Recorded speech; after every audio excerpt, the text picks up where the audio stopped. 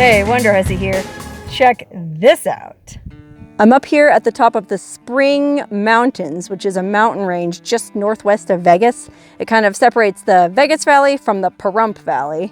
And it's where, Mount Charleston is the highest peak. I have a video hiking to the top of that if you want to watch that. There's a ski resort in Lee Canyon. There's a bunch of hiking trails. It's a really popular recreation area for people in Vegas. But if you want to go into the Pahrump Valley from the Vegas Valley over the mountains, you have to take this pretty sketchy 4x4 road over Wheeler Pass. And at the top of Wheeler Pass, there's a really cool historical site. These old charcoal kilns are apparently where somebody made charcoal and sold it to the guys that were mining down in Death Valley.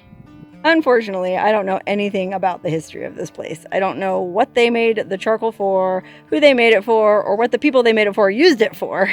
And there's no cell signal up here, so I can't look it up. And I didn't know I was going to end up going here today, so I didn't have the opportunity to do it at home where I did have cell signal. Now, there is an information sign here, but it's blank. Thanks a lot, Forest Service. Now, again, I don't really know any information about what exactly they used to make the charcoal or anything like that, because that dang information sign is blank, but I can still poke around and conjecture. I mean, my guess is that they had these charcoal kilns up here because there's a lot of trees that they could use to burn and make the charcoal. This pass is covered in, I guess, ponderosa pine, pinyon pine. I'm not sure what kind of pine trees these are, but there's a lot of them. And I don't know when the last time you went to Death Valley was, but there's not a lot of trees in Death Valley.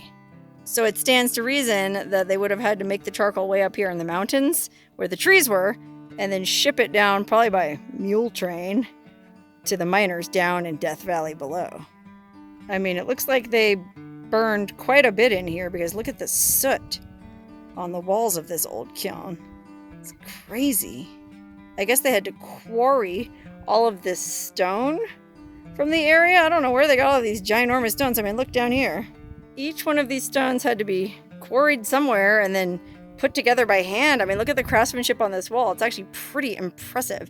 I know people look at this and go, oh, it's just a collapsed pile of rocks. But to build this thing probably took quite a bit of know-how. Not to mention sweat equity. Looks like they had a total of 3 massive kilns here, and possibly one over here as well. But this one looks like it's either totally collapsed or maybe it was never a kiln at all. Maybe it was just a rock pile of extra rock that they didn't end up using to build the other 3. I'm not sure why they needed to make this much charcoal, and I'm not even really sure what the miners were using the charcoal for. See, this is why that information board would have been really helpful. I mean, I'm guessing that maybe they used charcoal to fire some kind of steam-powered engines down there?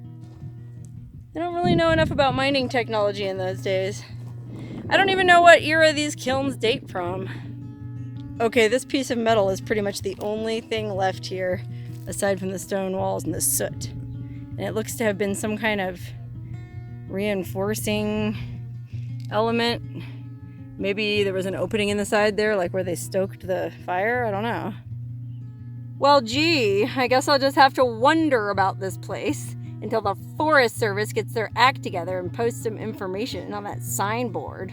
Or I guess I can just wait until I get back into town and get cell service and look it up myself.